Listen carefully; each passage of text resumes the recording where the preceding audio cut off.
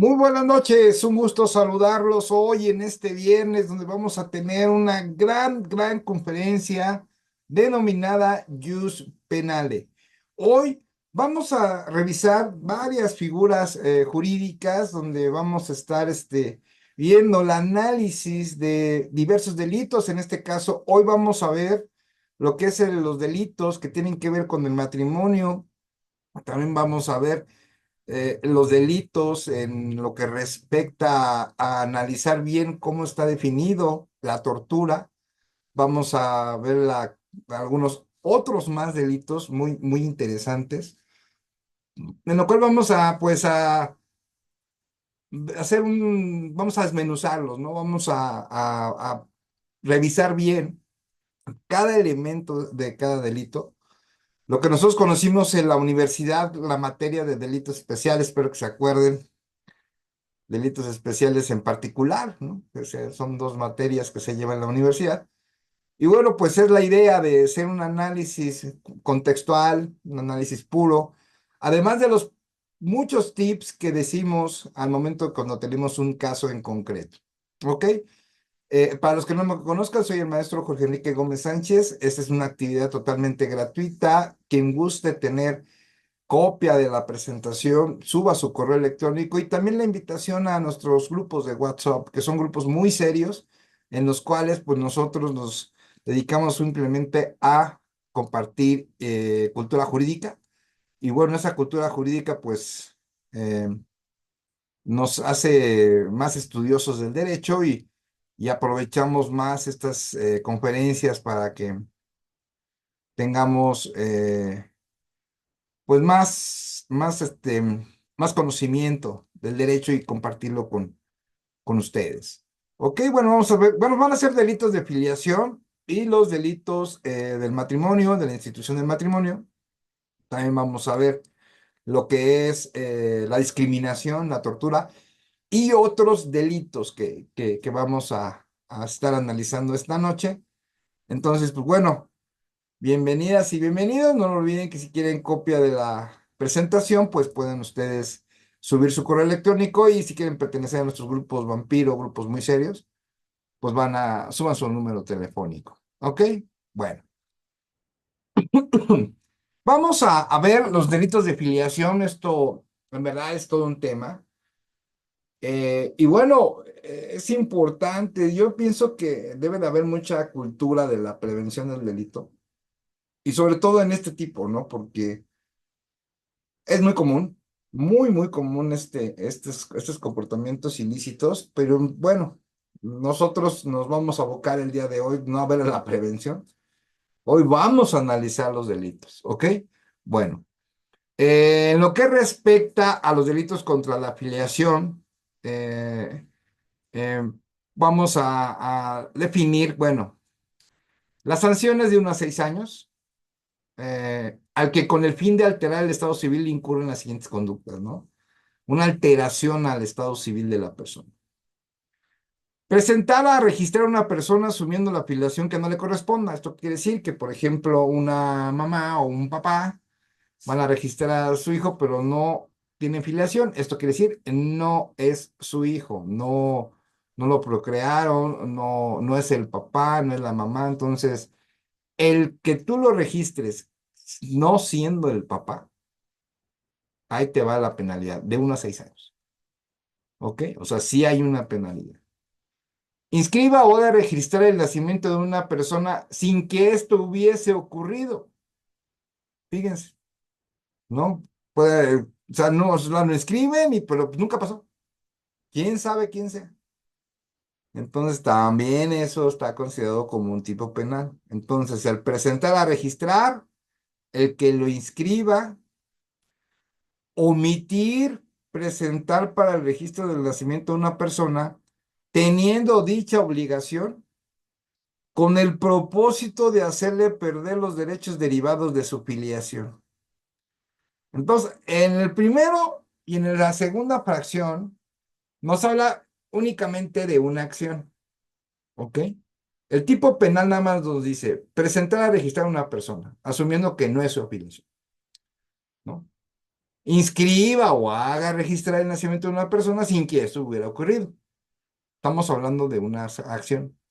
Pero en la fracción tercera ya nos lleva a dos acciones. Una, omitir el registro de nacimiento. Bueno, pero también tenemos que sumar a esta conducta una segunda acción, que es el propósito. O sea, ¿por qué no lo registraste? Ah, pues porque perder los derechos derivados de la afiliación. Y nosotros conocemos cuáles son los derechos de la afiliación. Cuando una persona tiene un hijo, nacen responsabilidades. También nacen obligaciones. Obligaciones y responsabilidades también se generan derechos en un futuro, ¿no? Pero en un principio son obligaciones, ¿no? Y bueno, los derechos que tienen por ejemplo, las niñas, niños y adolescentes, ¿no? Entonces aquí estamos hablando de dos acciones, una que lo omita y con el propósito de hacerle perder los derechos derivados de la afiliación, ¿no? Entonces, por ejemplo, aquí tendría que conjugarse esas dos acciones en este tipo penal para que se pueda aplicar, ¿no? Declarar falsamente el fallecimiento de una persona en un acta respectiva, esto con fines a lo mejor de cobrar un seguro y la persona nunca se ha muerto, también ese es un delito. ¿Ok? Fracción quinta. Presente a registrar una persona atribuyéndole a tercero la paternidad que no le corresponda. Fíjense. O sea, imagínense una pareja, tienen un hijo, pero no lo registran ellos, lo registran otras personas diversas. A lo mejor porque las otras personas no pueden tener hijos, a lo mejor porque, bueno, pues se les ocurrió la maravillosa idea y nadie les informó que eso es un delito. Entonces, a quien se le ocurra eso, cae en una responsabilidad penal. Usurpe el estado civil o la afiliación de otro con el fin de adquirir derechos de familia que no le corresponden, ¿no? Pues vamos a hacer pasar que es tu hijo. ¿Y dónde puede dar cabida esta? Ah, fíjense. Resulta que una mujer tiene un hijo, conoce una nueva pareja, no es el papá del hijo o hija, y viven en unión, ¿no? Y se le ocurre la maravillosa idea a la mujer decirle, oye, regístralo como tu hijo en el Seguro Social. Y se les ocurre la maravillosa idea que aparte de que va a usurpar ese estado civil o esa afiliación, generan un acta de nacimiento falsa. Son solo por el hecho de recibir la asistencia social, en este caso la asistencia social médica. Bueno, pues si se dan cuenta, la institución del IMSS va a dar vista al Ministerio Público y obviamente va a tipificarse este delito. Sustituya a un menor por otro también, o cometa ocultación de aquel para perjudicar en sus derechos de familia. Y este sí está sumamente delicado, ¿no? ¿Qué pasa, por ejemplo, cuando hay una familia, está el papá, está la mamá, tienen un hijo, se pelean, la pareja se pelea, y uno de ellos lo oculta, ¿y cómo lo oculta? Pues se lo lleva a otro estado, se va a otra casa y no le dice dónde, a la otra parte, sea la mujer o sea el hombre. Eso es ocultar, ¿no? Y eso va a perjudicar en sus derechos de familia, claro, porque no el niña o niño pues no va a conocer, o sea, él no sabe, él nada más sabe quién es papá y quién es mamá. Y no va a ver al papá o no va a ver a la mamá. Y es lo que les digo, o sea, muchos penalistas, es que soy penalista porque no quiero saber nada de mercantil, no quiero saber nada de fiscal, no quiero saber nada de derecho civil, y mucho menos familiar. Y muchos amigos me lo han dicho. Y ya cuando tienen un problema de esta naturaleza, ya vienen y me dicen, oye, maestro, ¿es delito o no? Y yo les digo, claro que sí. Y no me creen, oye, pero pues nada más no le dice dónde está el hijo o la hija. Le digo, sí, pero eso se llama ocultación. Y hay un perjuicio en sus derechos de familia del niña, niño, adolescente. Claro que hay un perjuicio. Entonces, no se les vaya a ocurrir como abogados, y eso se los pido de la manera más atenta, que le digan a su clienta o su cliente, esconde el niño, que no lo vea, que no se lo lleves, luego lo hacemos aquí. No. Si se encuentran de contraparte al maestro Jorge Gómez, les vamos a abrir carpeta de investigación, punto. Ya que el Ministerio Público investigue. Pero el ocultarlo, aquí está bien claro, y es en la Ciudad de México, hago la aclaración. ¿Ok? Esa es la forma en que nosotros explicamos las normas. Hay que explicarlas con ejemplos, hay que desmenuzarlos, empezarlos a hacer un análisis. ¿Ok? Porque aquí dice, sustituya a un menor por otro o sea, son dos cosas diferentes, ¿eh? No tienen que cumplirse las dos. Aquí dice, sustituya a un menor por otro. O cometa ocultación de aquel para perjudicarlo en sus derechos de familia. O sea, son dos condiciones diferentes. O sea, no tienen que cumplirse las dos. O se cumple una o se cumple la otra. Y al cumplirse y al encontrarse hechos, datos de prueba, ¿no? Para este tipo penal, te abre la carpeta de investigación. Y está, pero derechito, ¿eh? Ojo con eso. Inscriba o haga registrar un divorcio o nulidad del matrimonio inexistente, o que aún no hubiesen sido declarados por sentencia que haya causado ejecutoria.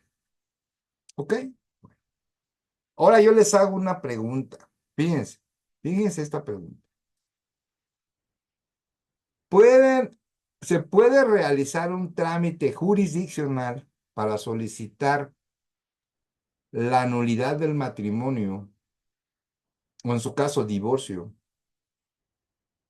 con un acta que no sea verdadera, o sea, con un acta falsa? Los veo en el chat, pongan sí o no.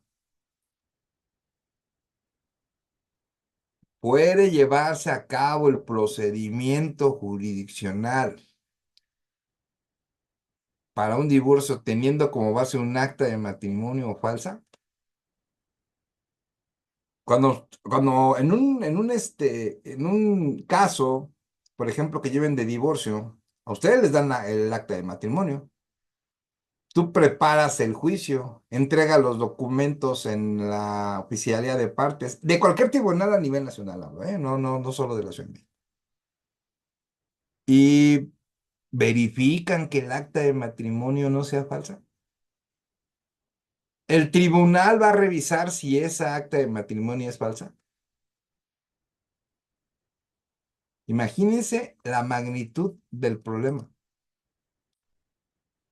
Nos va a caer responsabilidad a nosotros si presentamos esa acta falsa.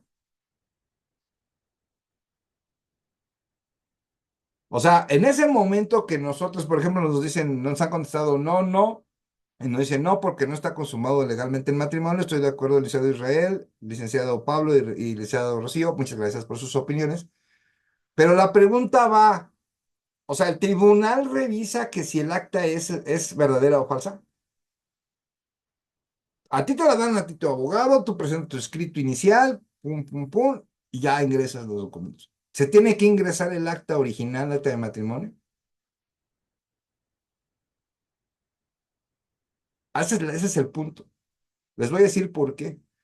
El hecho de que tú realices si la revisan, no hay tema, ¿no? Porque te van a decir luego, luego, a ver, no ha lugar el escrito inicial porque el acta es falsa y dan vista al Ministerio Público y se va a ir a dejar el actor junto con el abogado. Entonces, ¿a qué nos lleva esta parte? Que bueno. Ante estas situaciones y ante este marco legal, ¿sí? Hay que revisar las actas de matrimonio, las actas de nacimiento, hay que revisar bien las firmas, hay que revisar bien, por ejemplo, en los contratos, todos los contratos que nosotros hagamos o realicemos, más bien, para no utilizar esa palabra, a mí no me gusta, hagamos, me gusta a lo mejor realizar, ¿tenemos que ingresar los documentos de las partes actoras? Sí, y mucha gente lo hace. O sea, nada más llegan, firman y cada quien su juego y vámonos, ¿no? Pero no contratan un abogado, ¿ok? Dice el licenciado Salvador, no revisan, solo se presume, pero la contraparte sí lo va a hacer notar. Debemos revisarlo en nuestro trabajo, desde luego. Ahora imagínense que pase y ya hay una sentencia de divorcio de un acta de matrimonio que es falsa. Bueno, que también qué sentido tendría, ¿no? También, ¿no? A lo mejor el acta de matrimonio la presentan no en un divorcio, la presentan en un sucesorio, ¿no? Entonces imagínense todo lo que conlleva, ¿no? Entonces, ¿a qué vamos más allá? Bueno, la ley señala que inscribir o hagan registrar un divorcio o nulidad del matrimonio inexistentes, aunque no se hubieran declarados en sentencia que haya causado ejecución. Entonces, ¿esto a qué nos lleva? Bueno, aquí se va a proteger el registro civil. Dice, no, a mí si no me traes una sentencia, yo no voy a poner la anotación en el acta de matrimonio o generar el acta de divorcio, ¿no? Ejemplo. Y tiene toda su lógica para no caer en este ámbito penal. Pero nosotros, como bien lo dice la licenciada Rocío, debemos revisar, es nuestro trabajo. Y la única manera que yo veo revisar, por ejemplo, si a mí me llega un acta de matrimonio de la Ciudad de México, es ir al registro civil y sacar otra acta. Se acabó el tema. Es lo más sano y esto es muy recomendable. El juez podrá prescindir de la sanción si el agente actuó por motivos nobles o humanitarios en el caso que se refiere en la fracción primera de este artículo. Nada más se refiere a la primera. Por motivos nobles o humanitarios, por ejemplo, regresamos a la fracción primera, en lo que se refiere a presentar a registrar a una persona asumiendo la afiliación que no le corresponde, ¿no? Pero si hay ese acto de que, bueno, no es tu hijo, no es tu hija, pero la haces por motivos nobles o humanitarios, es excluyente del delito. Esa es la parte puntual de nuestra conferencia. No olviden subir su correo electrónico si quieren la presentación y si quieren pertenecer a grupos vampiro, suban su número telefónico. Bueno, el que cometa alguno de los delitos, ya expresemos ahorita de esto de afiliación, perderá los derechos que tenga respecto al ofendido, incluidos los de carácter sucesorio. Obviamente que ahí se van a perder esos efectos en caso de que hubiera algún asunto que resolver con respecto a lo sucesorio. ¿Ok? Bueno, entonces, ojo con esto, no se puede y aparte es un delito. ¿Ok? Bueno, ya vimos lo que son los delitos contra la afiliación. ¿Ok? Ahora, vamos a ver lo que es la bigamia, ¿no? Y eso me hace recordar algo bien interesante. ¿Alguien se acuerda de la famosa resolución que hubo por ahí en Puebla? Creo que fue en Puebla, si me equivoco, corríjanme, por favor. De lo que se conoce como el poliamor, ¿no? Que ambos pueden tener muchas parejas, ¿no? Y bueno, fue mucho, ya después creo que al final no procedió. Y bueno, pero pues, en un futuro puede existir, ¿no? Digamos, no hay que quitar el telón. Pero en la Ciudad de México es un delito. Es de 1 a 5 años de prisión. Bueno, no voy a mencionar los días de multa. Eh, Al que se encuentre unido con una persona en matrimonio no disuelto ni declarado nulo y contraiga otro matrimonio. Y fíjense en la norma cómo es. Aquí no especifica si el matrimonio es en la Ciudad de México, si es en el Estado de México, si es en Veracruz, Tamaulipas, no. Aquí nada más dice, si se encuentra unido con una persona en matrimonio no disuelto ni declarado nulo y contraiga otro matrimonio. Y a mí ya me pasó. Llega una clienta y me dice, ¿sabes qué, Lick? Estoy preocupada, necesito que me ayudes. Bueno, sí, ¿qué pasó? Siento que mi esposo está casado con otra. Así me la cantó directo. Dije, ah, caray, ¿casado? Sí, casado. Y yo le digo a la clienta, bueno, ¿tú estás casado con él? Sí, nos casamos hace 3 años, me dice. Me enseñó el acta de matrimonio. Le digo, ok, bueno, aquí está la tuya y todo. Pero ¿cómo sabes que está casado con otra persona? Es que una amiga de una amiga me contó que él conoce a sus amigos, era una persona de X estado, bueno, vamos a decir Jalisco, y que sus amigos le dijeron a mi amiga de la amiga que él se había casado hace 10 años, y que allá, es más, hasta ya tenía una hija y todo el rollo. Y ella, pero fíjense, y ella preocupada porque ya tenían un hijo, y decía, ella lo que más le preocupaba no eran sus derechos que se podrían generar con ella, sino con el hijo. Bueno, pues le dimos una muy buena asesoría, como siempre las damos, de decirle que solo por el hecho de ser su hijo, pues tiene derechos. Entonces esos derechos son irrenunciables, esos derechos son totalmente, los va a tener que cubrir el papá. ¿Lo registró? No, sí lo registró, ya que está el acta de nacimiento, ok. Y me dijo ella, bueno, pero ¿cómo podemos saber, porque ella no sabe, no es abogada, obviamente, si efectivamente estaba casado en Jalisco hace 10 años y que no está disuelto el matrimonio?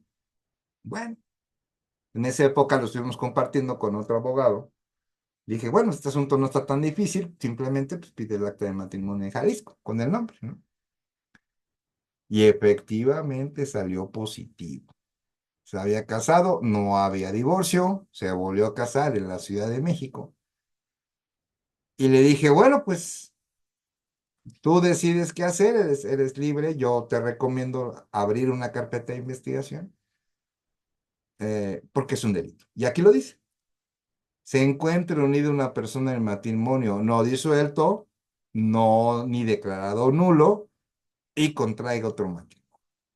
Palabras más, palabras menos. No te puedes casar 2 veces. Entonces el poliamor, pues ya, por lo menos en la Ciudad de México, no creo que lo hagan, porque si lo hacen y si se casan, pues va a ser un delito, ¿no? Entonces, bueno, ya el final del cuento fue que, pues sí, efectivamente, se llegó al... Ya no continué el asunto porque, no quería pagar a la señora, entonces, pues yo, cuando no me pagan, suelto el asunto. Ya no sé en qué término, ¿ok? Fracción 2: contraiga matrimonio con una persona casada si conocía el impedimento al tiempo de celebrarse aquel. Ok. En el primer caso, quien va a ser investigado, quien va a ser vinculado a proceso por el delito de bigamia en la Ciudad de México va a ser el papá. En el primer caso, en el primer supuesto que les mencioné. Pero en la fracción 2, cuando ambas personas contraigan matrimonio y conocían el impedimento al tiempo de celebrarse, sabían perfectamente, ¿no? Los dos sabían que uno de ellos estaba casado. Mi pregunta es, ¿los dos van a hablar como imputados en la carpeta de investigación o solamente el que está casado? Los veo en el chat. Ambos sabían que uno estaba casado. Gracias, gracias por sus opiniones. Recuerden subir su correo electrónico, subir su número telefónico por si quieren estar en grupos WhatsApp. Efectivamente, los dos van a ser imputados. Los dos conocían perfectamente que uno era casado. Entonces, si les preguntan, ya al menos me han preguntado, oye, Lick, me quiero volver a casar, ok, estás en plena libertad de casarte, pero nada más que si ya sabes si está el otro casado o casada. No, pues no sé cómo le hago. Bueno, pues primero, ¿ha vivido toda su vida en la Ciudad de México? No, pues que sí, ok. ¿Sabían ustedes que podemos saber si hay deudores alimentarios y se puede buscar de una manera gratuita en la Ciudad de México? En el Estado de México tiene un costo, creo que son 100 pesos. Yo haría ese trabajo, buscar en el Ciudad de México, Estado de México, si es deudor alimentario, sería lo primero. El segundo sería buscar si hay un acta de matrimonio, tanto en la Ciudad de México como en el Estado de México. En el Ciudad de México no hay tema, pues es una sola oficina. Acá en el Estado de México sí hay un problema porque, bueno, cada municipio tiene su registro civil. Imagínate ir a cada municipio. Entonces, ahí sí se complicaría un poco. Pero bueno, podríamos pensar en algunos nada más donde tenga familia, por ejemplo, ¿no? Antes de que se casen, ¿no? Y obviamente, pues, no sé, a lo mejor a, a hacer del conocimiento al registro civil por un escrito, ¿no? Por ejemplo, antes de que se vayan a hacer los trámites del matrimonio, que bajo protesta de decir verdad, ambos prefieren no estar casados. Y quiero pensar que, bueno, yo les digo porque yo me casé hace 19 años. Este año que viene voy a cumplir 20 años de casado. Nada más tengo una hija. Y todo el procedimiento del matrimonio lo hizo mi esposa. Hoy mi esposa. Hoy no sé, por ejemplo, si en un registro civil te hacen firmar una carta en la cual diga bajo protesta de decir verdad que ambos contrayentes no están casados. O sea, que los dos bajo protesta. Acá tengo uno que los hijos le dieron lo dieron por desaparecido y resultó que en el juicio sucesorio salió que estaba casado en Cancún. Sí, wow. Pero, por ejemplo, ¿cómo supieron que estaba casado en Cancún? O sea, no por arte de magia, al abrir ustedes un sucesorio para estar llevando un divorcio, no por arte de magia va a llegar el acta de matrimonio diferente o un acta de concubinato va a aparecer de magia en su caso, en el expediente judicial. O sea, no va, por de magia no va a llegar. Entonces, tenemos que hacer una muy buena entrevista, ¿ok? Puede ser, por ejemplo, que en el divorcio, dice, no, pues me quiero divorciar, y ya, que no, ok, está bien. Pregunta, nada más quiero que me contesten en el chat para sus teorías del caso. La teoría del caso se ve en todas las áreas del derecho, ¿eh? No solamente en materia penal. Pero para su teoría del caso, en un caso de divorcio. Nosotros, como abogados, representantes de la parte actora, sea mujer, sea hombre, nos convendrá saber si antes tuvo un matrimonio. Nada más contestan en el chat, ¿sí o no? ¿Nos convendrá como abogados? O sea, ¿nos puede ayudar en nuestra teoría del caso o nos la entorpece? Si nos ayuda, si nos ayuda, claro que nos ayuda. ¿Por qué? Porque podemos cambiar nuestras tácticas, ¿no? Podemos cambiar nuestras tácticas y esas tácticas que nos van a generar, pues, más dividendos a nosotros. Así es. Más, dejémoslo en tácticas, ¿no? Dejémoslo en tácticas. Yo creo que algunos sí me entienden a qué me refiero, ¿no? Y con un pie en el Ministerio Público nosotros, ¿no? Pero con un pie nada más. Y decirle a la clienta, no, o cliente, pues ya tengo un pie en el MP. Tú me dices si pongo el segundo pie, ¿no? Abogado del diablo. Pongámoslo no así, pero a lo que voy es de que, ¿qué pasa nosotros como abogados? Tenemos que hacernos llegar de toda la información. Es por eso que no da cabida el cobrar 3,000 pesos por un divorcio. O sea, no da cabida eso. Tú tienes que hacerte de más información, ¿no? Y conocer lo penal, conocer lo penal, eso es lo importante, ¿no? Sí, mucha gente me dice, oye, pero ¿cómo lo hacemos? Ya se murió, como dice la necesidad de Lisbeth. Sí, ya se murió, pero ¿qué crees? Hay hermanos, hay tíos, hay sobrinos, alguien te puede dar información o analizar su información. A mí me ha tocado revisar Facebook. A ver, ¿quién tiene Facebook? No, pues el sobrino. A ver, pásamelo. Las fotos que se toman, con eso ya es más que suficiente. Y ya nos pasó, ¿eh? Vean, y fue un sobrino, revisamos el Facebook del sobrino, estaba la señora, y el señor estaba abrazado con una mujer hace un año, medio año. Y le dijimos a la señora, señora, esta no es usted, ¿quién es? Yo me acuerdo que se puso hasta pálida. No sé si del coraje. Bueno, yo creo que sí del coraje. Dice, es mi amiga.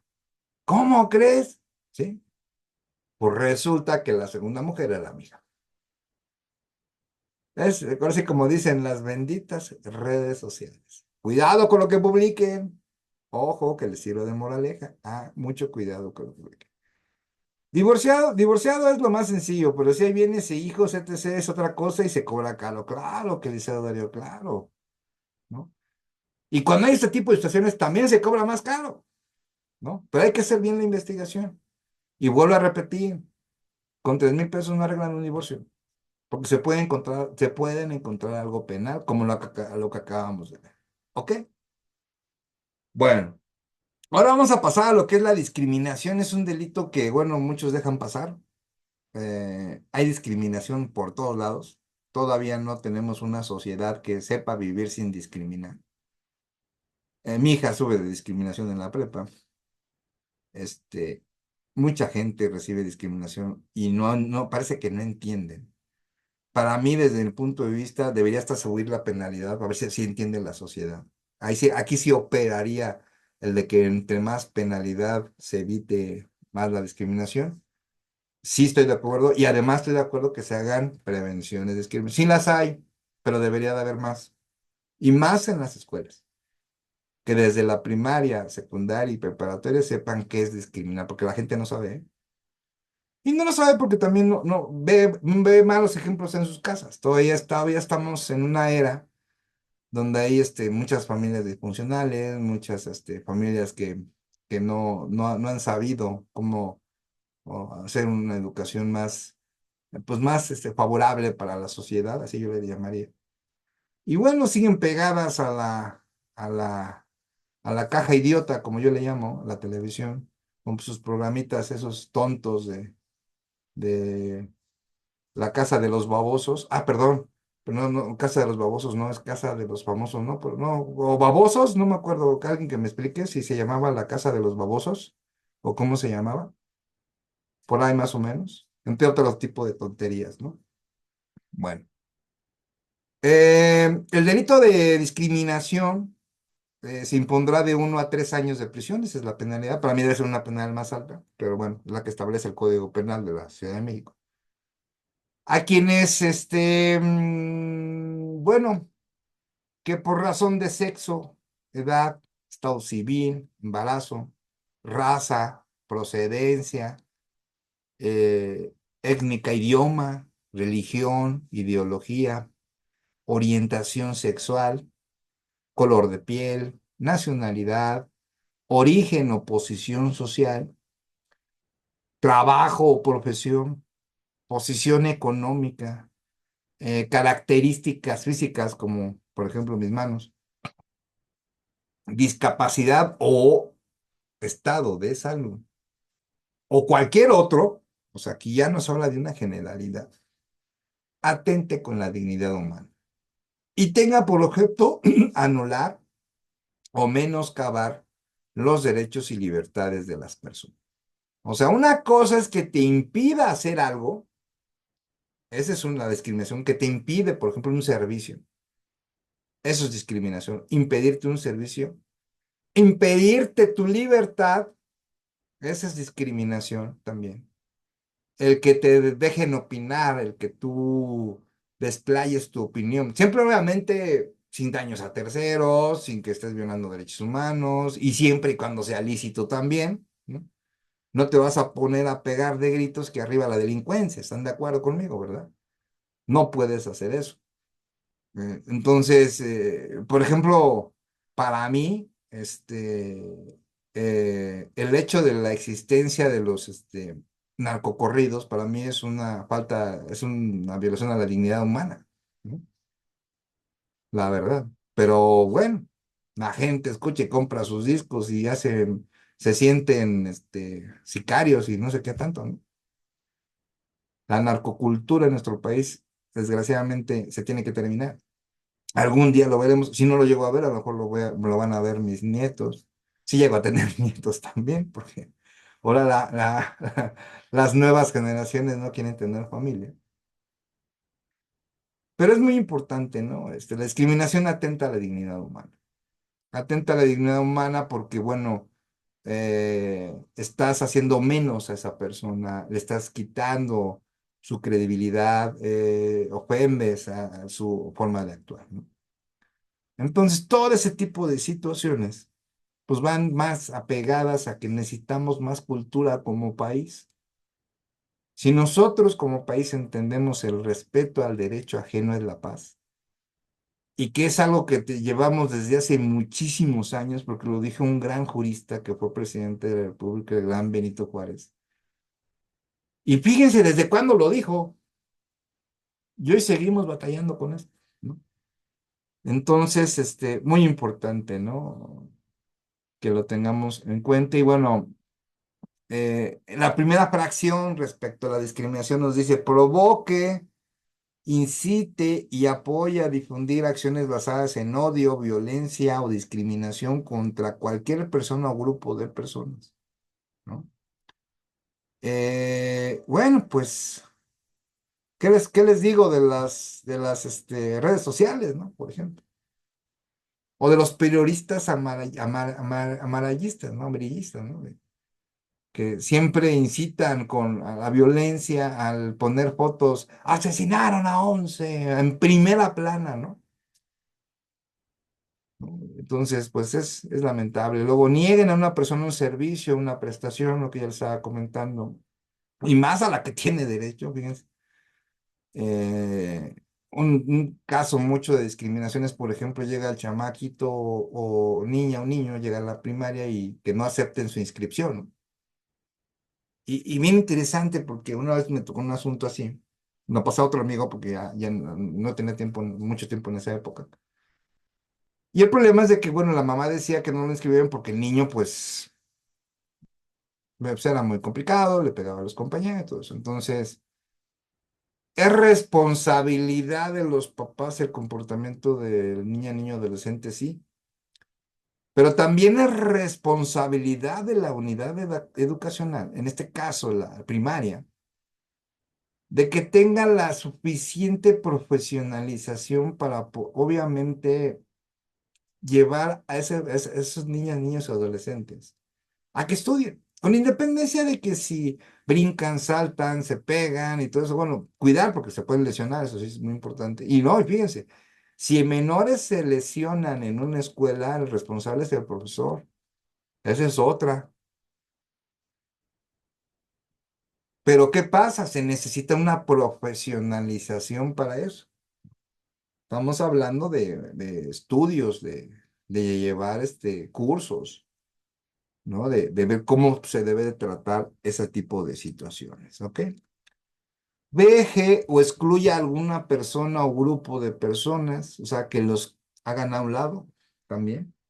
A mí, por ejemplo, a mí me llama mucho la atención que, que mucha gente, por ejemplo, que por X razón esté en silla de ruedas o por una otra razón, tenga algún tipo de movimientos, ¿no? O sea, o que tenga una cuestión diferente, digámoslo así. Eh, y bueno, pues que no se le dé el trabajo, ¿no? A mí me dieron trabajo con estas manos que me ven, 22 años de policía. Nunca me corrieron por mis manos o no me aceptaron por mis manos. A mí así ingresé por mis manos. Además de otros exámenes que haces y otros tipos de acciones que hacen, lo cual no sufrí yo de discriminación. Pero a lo mejor en ámbitos laborales debería de haber una aceptación más, ¿no? Por ejemplo, con algunas personas que tengan más limitantes que yo, ¿no? Por ejemplo, que no tengan un brazo, por ejemplo, o una pierna, o que estén en silla de ruedas. Son gente inteligente, son gente que son capaces de llevar un trabajo. Debería haber más cultura al respecto, porque al momento que no les den trabajo, pues eso es discriminación. Y eso va para los que nos vean, que se dediquen a materia de derechos humanos, recursos humanos de una empresa, perdón. Sobre todo cuando contraten a nuevo personal. Yo nunca he visto hasta ahorita, y espero verlo algún día, que una empresa abra una convocatoria para un determinados puestos en su empresa y que ponga, si tiene usted una discapacidad, no es motivo de excluyente, es motivo de ser incluyente. Puede presentarse. Yo nunca he visto eso. Si alguien ya lo vio, que nos cuente en el chat. Una persona que acepte gente con discapacidad. Que bueno, el término real, bueno, de mi último curso que yo tuve de ser incluyente en el gobierno, que la palabra correcta es discapacidad. Si hay alguien más que haya cambiado algo, díganmelo, porque el curso lo tomé el año pasado. Si tienen otro, díganmelo, por favor. Ok. Por ejemplo, el ISSSTE no niega el servicio, pero tampoco lo otorga. Es discriminación. No da citas con especialidades, es discriminación, claro, es discriminación. O sea, tú llegas a un hospital y te dicen, oiga, pues, bueno, aquí hay un punto muy importante. Tú vas al ISSSTE y el ISSSTE te dice, ok, preséntese otra vez con este doctor, pero ¿qué pasa con la gente? Pues la gente empieza a platicar en los pasillos, los pacientes empiezan a platicar y todo el mundo se empieza, no, no, no, que ya te dé una cita con el especialista, o sea, todo el mundo se siente doctor. Y te digo porque yo los he escuchado. ¿Por qué? Porque ella acompañado a mi mamá, acompañaba a mi papá en su momento, y y a familiares. Y yo escucho a los pacientes, o sea, se sienten doctores, y ellos ya dicen, no, que te vayas con el especialista. Le digo, y ya casi, casi con ganas de pararme y decirle, a ver, señor, ¿usted es doctora? O sea, ¿usted decide cuándo alguien va a ir al especialista o no? ¿O cómo? Porque el lista te puede decir, no, presenta otra vez con el nuevo doctor, ya que el doctor va a decidir si te vas con un especialista o no, pero eso lo va a definir el doctor, no los pacientes, o no, o nada más porque me dijo fulanita de tal o porque me dijo fulanito de tal. Entonces, el hecho de que tú no pases a una especialidad en el ISSSTE porque el médico no lo ha determinado, eso no es discriminación. A lo mejor caeríamos en otra, en alguna irresponsabilidad por parte del doctor. Ahí sí, porque el doctor a lo mejor para él no, y pues qué tal si era grave, ¿no? Pero obviamente el doctor es el especialista, es el que va a tener bajo su cargo, va a ser su responsabilidad. O sea, tú eres doctor, o sea, tú decides como paciente, no, deme a fuerzas un especialista. Pues no. Mi papá, yo me acuerdo mucho, mi papá ya murió hace muchos años. Y cuando íbamos al doctor, mi papá nada más los escuchaba. No, señor, que lo lleve. No, Milik, lléveselo ya, que la especialidad se va a morir. Y papá, hasta que el doctor diga. Entonces, imagínense todo ese rubro. No, no, y espérate, la gente presiona. Y va a hablar con la enfermera y dice, no, no, enfermera, yo quiero irme con el... Pero usted no es la doctora. Y a ver, hácelo entender. No, y espérense. Si es una persona de edad avanzada, más va a estar ahí. Y al final, pues sí, la mandan al especialista, ¿no? Pero bueno, el hecho de que el médico decida que no vas con el especialista, para mí no es discriminación. Es una decisión y es responsabilidad de ese médico, hago la aclaración, ¿ok? Otra, niegue o restrinja derechos laborales. Y aquí sí estamos bien amarrados. A ver quién por aquí no me encuentra algún laboral. Les he dicho, el hecho de que seas penalista tienes que saber de todo. Bueno, para mí como abogado es saber de todo, ¿no? Y aquí hay una fracción que nos dice que es discriminación y el delito, ¿cuántos años son? ¿Con cuánto quedamos? Quedamos que es de 1 a 3 años, ¿están de acuerdo? Ok. A ver, primera pregunta. ¿El aguinaldo es un derecho laboral? Ahorita ya que estamos a fines de año. Pregunta, contesten en el chat sí o no. ¿El aguinaldo es un derecho laboral? Escriban sí o no.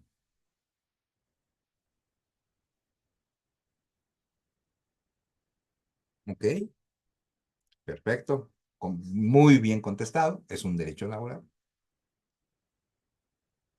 Pregunta nueva o otra pregunta. Empresa que no pague el aguinaldo, ¿lo podemos acusar por discriminación? Pónganlo en el chat, ¿sí o no? Ya vieron cómo aprendemos aquí en Conferencias Vampiro. Bueno, es casi Conferencia Vampiro. Es just penal, pero pues, es que por la hora. Acuérdense que Conferencia Vampiro es a las 23 horas, no a las 22 horas. Pero hoy estamos desde las 10. Y no nos vamos con el aguinaldo. ¿La prima vacacional es un derecho? Sí, también. El que te paguen tu indemnización cuando te corran también. Y lo más mágico de todo esto, el despido injustificado restringe los derechos laborales, ¿sí o no? A ver, los veo en el chat. Entonces, cuando nosotros llevemos un asunto laboral y en el asunto laboral la sentencia dice, se hubo el despido injustificado, por lo cual se le deben pagar los sueldos caídos, se le debe de pagar, se le debe regresar a su trabajo, pero hubo despido injustificado en sentencia. Con eso damos vista al Ministerio Público y se configura el delito de discriminación, ¿sí o no? Los veo en el chat. Qué bonito es lo bonito, ¿no? Entonces, de un asunto civil familiar nos fuimos a lo penal. De un asunto laboral también nos vamos a lo penal. Debemos saber laboral, penal y civil. ¿Están de acuerdo conmigo? ¿Eso qué nos llama? A seguir estudiando.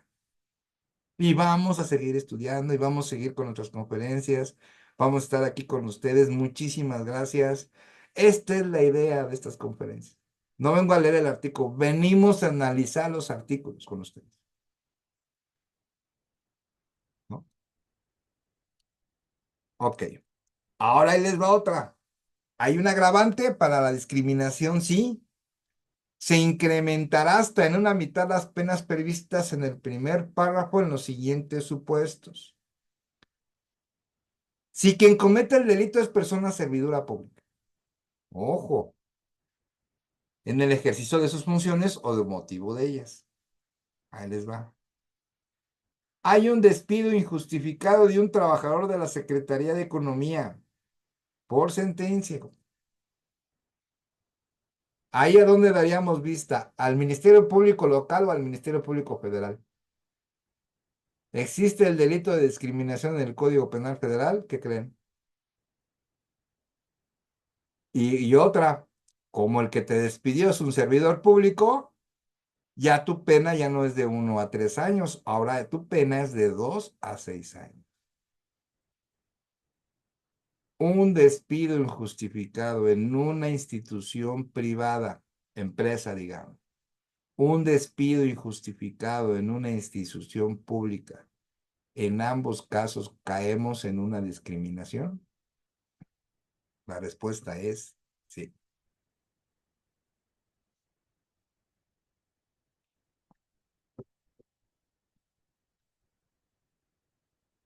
Apartado B, si quien comete el delito se vale de medios o circunstancias que le propicien su empleo, cargo, comisión, profesión, ministerio religioso o cualquier otro que implique subordinación por parte de la víctima. Simple, en las instituciones,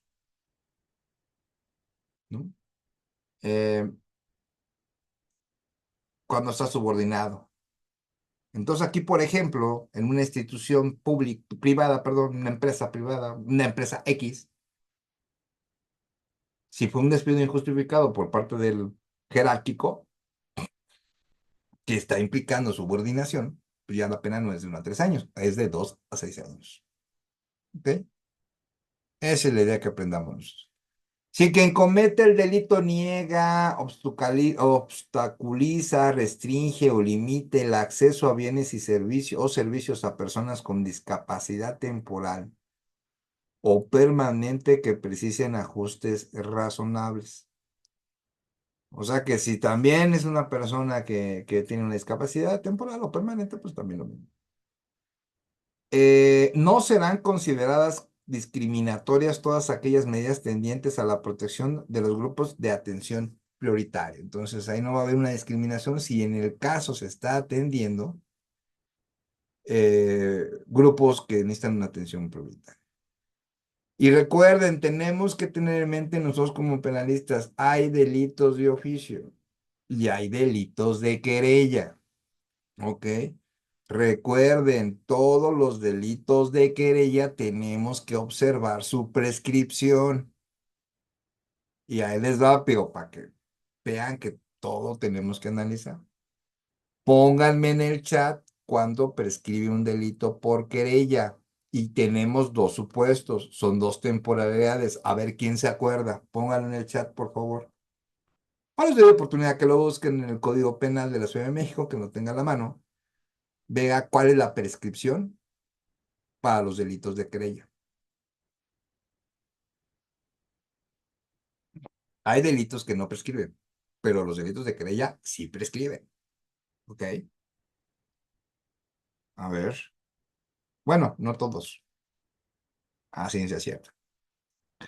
Pues vamos a la hora de la tortura, que en verdad es todo un tema y en verdad tiene un trasfondo impresionante. Impresionante. Es una pena alta de 13 a 12 años de prisión. Eh, y bueno, pues hay que analizar bien. La tortura puede ser hecha por un ciudadano o por un elemento de seguridad pública, por ejemplo, o un servidor público, pues déjenme les digo que sí, en ambos casos puede haber tortura. Dice la licenciada Luz, licenciada es un año, pero ¿en qué caso, licenciada Lizeth? Son dos supuestos, acuérdate, dos supuestos. ¿Por qué prescriben un año en la querella? ¿Y cuál es el otro supuesto? ¿No? Pueden abrir su código, búsquenlo, aquí vamos a estar todavía un buen rato. Ok. Bueno, antes de empezar con tortura, ¿les parece bien? No, no, seguimos. Ahorita vamos un ratito más vamos a nuestro break. La penalidad por tortura es de 3 a 12 años. El hostigamiento sexual tiene prescripción. Lo dudo que tenga hostigamiento sexual tenga prescripción, porque muchos de los delitos sexuales no prescriben. Entonces, por eso les digo que no, y es por querella. Entonces hay que ver, no todos los de querella prescriben, ¿no? Hay que ver cuáles sí prescriben y cuáles no. Pero hay dos supuestos para cuando prescribe un delito por querella. Esos dos supuestos, ¿cuáles son? Ya nos dijo, decía Lisbeth, que uno es de un año, sí, pero ¿cuándo? O sea, ¿qué requisitos tiene de un año? Y hay otro supuesto que es otra temporalidad de tiempo, pero ¿bajo qué requisitos? Porque son diferentes en ambos casos.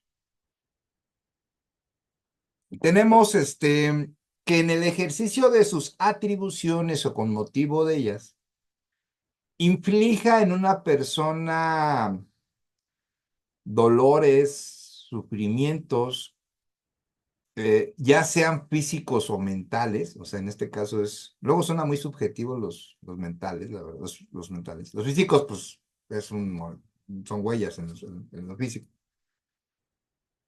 Los mentales es donde ahí está el problema. Incluida la violencia sexual, con fines de obtener de ella o de un tercero información o una confesión, de castigarla por un acto que haya cometido o se sospeche que ha cometido, o de intimidar o coaccionar en esa persona u otra o cualquier otro fin. ¿Ok? Bueno. Entonces, en la tortura nos basamos en dos supuestos, bueno, en dos acciones.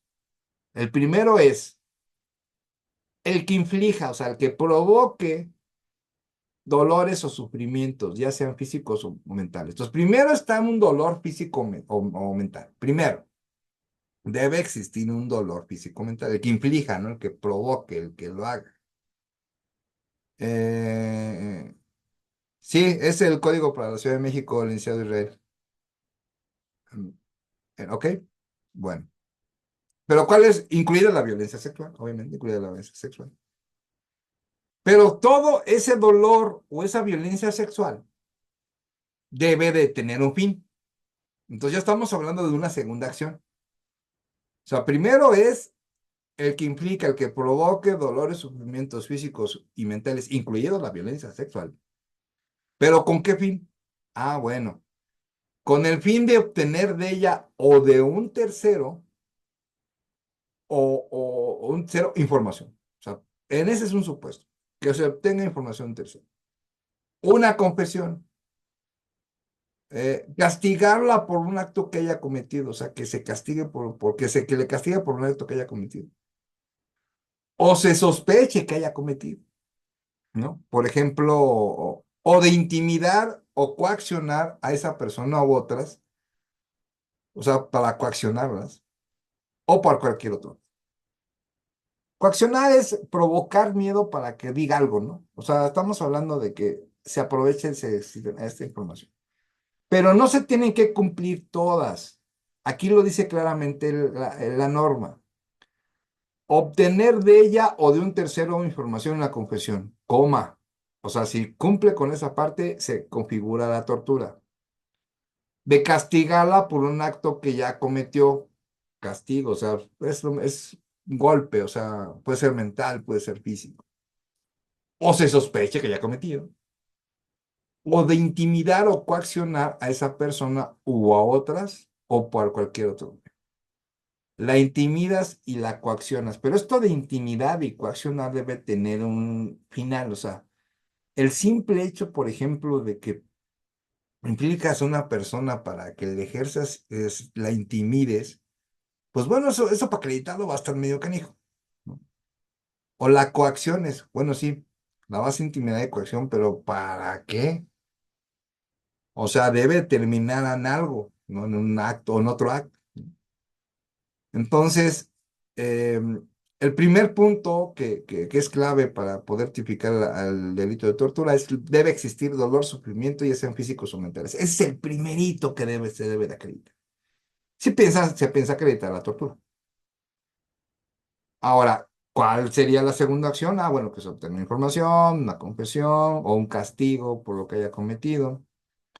Entonces, ¿qué pasa, por ejemplo? Y les voy a decir un ejemplo. ¿Qué pasa en un linchamiento? Vamos a poner un ejemplo. Una persona la señalaron de que había violado a una chava, ¿no? Se enteran como cinco de la colonia y le dan una, pero ahí están provocando dolores físicos, sí.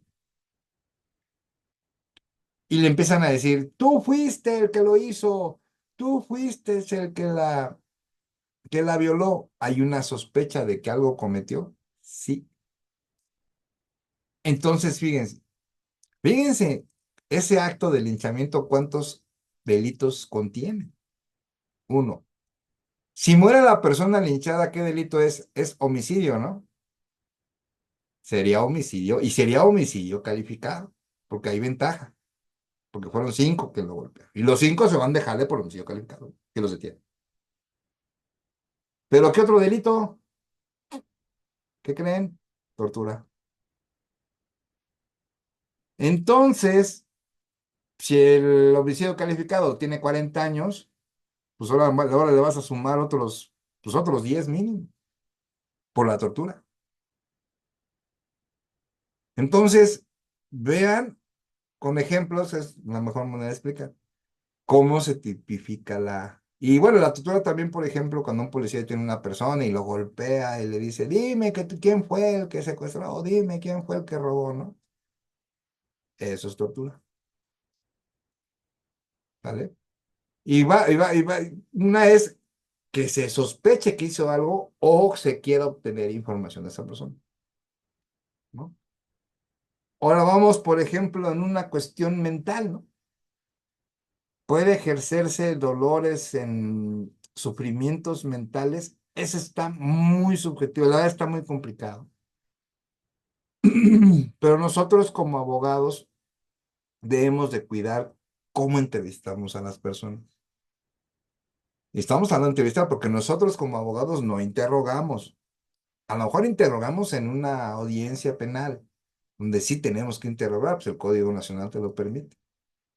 Pero en un acto civil, digamos, donde tienes una persona, lo que menos hay que tratar de hacer es provocarle un dolor a esa persona, ¿no? Y más si te está dando información, ¿no? Y que pues no te está haciendo una confesión ni nada de eso, sino simplemente te está dando información. Y mucho cuidado con esa información. Nos dice el licenciado Pablo García, 1 año por falta de impulso o por dejar de actuar y 3 años para interponer la querella. Ok, te falta otro elemento ahí, licenciado Pablo García, pero bueno, para que lo sepan todos. Va a prescribir en 1 año. Y obviamente tienes 1 año por querella cuando conoces a la persona. O sea, la conoces, tienes nombre, apellido, todo tienes de esa persona. Cuando sabes quién cometió el delito y a quién vas a acusar por el delito de querella, prescribe en 1 año. Ojo con eso. Hay personas que les pueden llegar. Es que me cometió fraude. ¿Cómo se llama? Juan Pérez Pérez. Ok, ¿cuándo sucedió? Fueron hace 5 años. No recomiendo que inventen delitos o inventen procesos. Si fue hace 5 años, prescribió, sí, punto y se acabó. Se le explica al cliente, te prescribió tu forma de llevarlo. Vámonos, ¿sale? Cuando no conoces a la persona, la prescripción son en 3 años, cuando lo acaba de comentar, decía Lisbeth. ¿Ok? Dice, entonces, ¿qué sucede con la denuncia de hechos? ¿Tiene prescripción? Sí, o sea, el Ministerio Público va a hacer una acción no penal, la acción no penal. Sencillo, prescribió. Entonces, ojo con eso, ya ven que tenemos que saber un poquito más de todo. Ok. Se entenderá también, ahora que ya nos pone otro supuesto a la tortura. Se entenderá también como tortura la aplicación sobre una persona de métodos tendientes a anular la personalidad de la víctima, ¿no? Este sí me deja así como diciendo, bueno, a ver, ¿quién me puede decir qué método se utiliza para anular la personalidad? O sea, anula su personalidad, pero ¿qué elementos? ¿Le prohíbes algo? ¿Le quitas algo? O sea, está bravo, la tortura está bravísimo, ¿eh? O sea, la verdad es más, en un futuro lo voy a hacer una conferencia exclusivamente de tortura. O sea, métodos tendientes a anular la personalidad. O sea, si a una persona le gusta mucho la batería y es su vida la batería, es su personalidad el tocar música, si yo le quito la batería es tortura. O sea, a lo mejor es entenderlo más de fondo, ¿no? Pero ahí lo dejamos pendientes, lo dejamos pendientes. O a disminuir su capacidad física o mental, aunque no cause dolor físico o angustia psicológica. ¿Cómo puedes tú disminuir la capacidad física o mental? ¿Cómo? Buenísima pregunta, ¿verdad? Y tú, aunque no cause dolor físico o angustia psicológica, pero tú disminuyes su capacidad física. Estamos hablando de una disminución pues, anular la personalidad o disminuir o su capacidad física o mental. Sí, pero ¿cómo?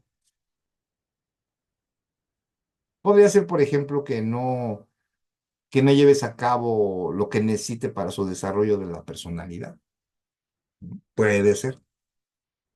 Entonces, esto sí lo deja muy abierto, pero muy, muy, muy abierto lo deja el código. Las mismas sanciones se impondrán al servidor público que en el ejercicio de sus atribuciones o motivo de ellas instigue o autorice a otro a cometer tortura o no impida a otro su comisión. Bueno, acuérdense que el delito es por acción, no por omisión. Si tú estás viendo que alguien lo están torturando, pues al verlo ya eres parte de. Y si no denuncias, va a ser un delito por omisión. Vas a ser sujeto activo del delito. ¿Ok? Obviamente, si mandas a otro a torturar, pues también caes en la responsabilidad. Autorices, pues también caes en. Así como el particular, fíjense, así como el particular, y aquí no estamos hablando de un servidor público. eh, Particular que instigado o autoriza por un servidor público a cometer tortura, ¿no? O sea, que un servidor público le diga a un particular. No se considerará tortura, y eso hay que tenerlo bien en mente, dolores o sufrimientos físicos que a consecuencia de únicamente de sanciones legales o derivadas de un acto legal de la autoridad.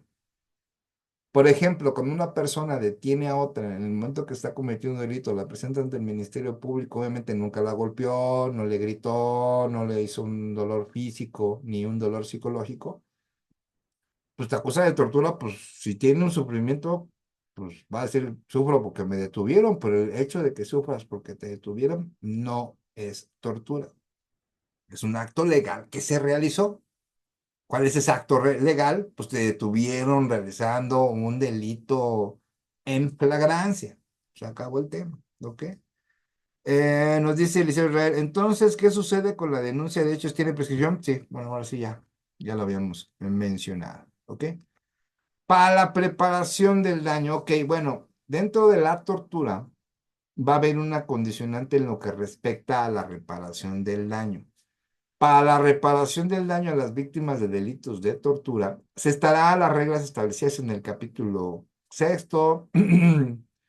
El pago a que se refiere será el artículo 48. Este código, ese ya lo vimos en algún momento en una conferencia. Está las conferencias en mi canal de YouTube.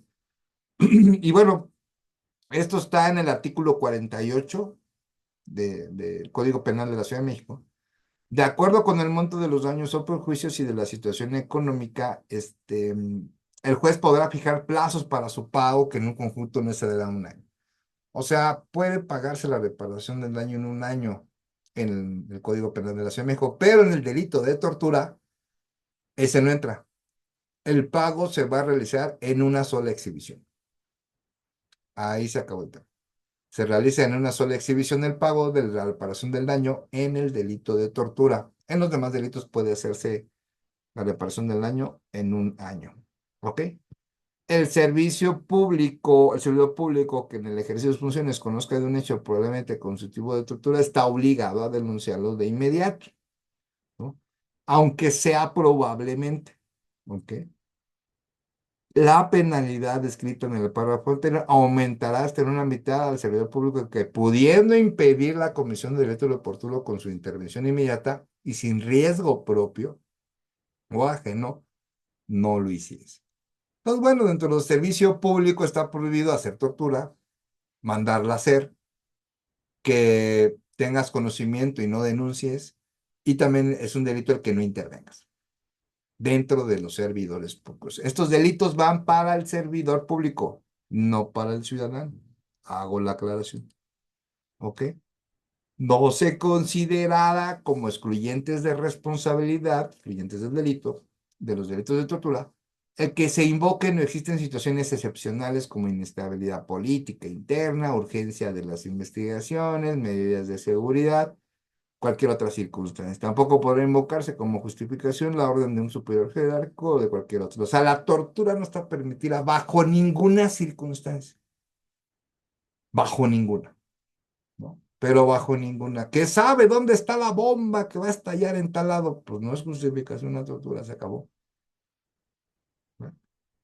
Para eso, para que lo tengan en cuenta. ¿Ok? Bueno, ya llegamos ahora a otro delito. Ya vimos tortura, ya vimos delitos de filiación, delitos del matrimonio, tortura, y ahorita vamos a ver los delitos contra las normas de inhumación, de exhumación y contra el respeto a los cadáveres o restos humanos. Y aquí está bien interesante porque pues no se pueden comercializar los huesos humanos, ¿no? Que es lo que algunos lo que hacen hasta para ritos y no sé qué, pues bueno, ¿qué quieren vender? Un hueso es un delito. Y ahorita lo vamos a ver. Bueno, pero ahora sí, vamos a irnos por un cafecito. Yo voy a ir por mi cafecito. Quien quiera irse por un cafecito, un pan. Vamos a tener nuestro pequeño break como siempre y ahorita regreso con ustedes. Gracias.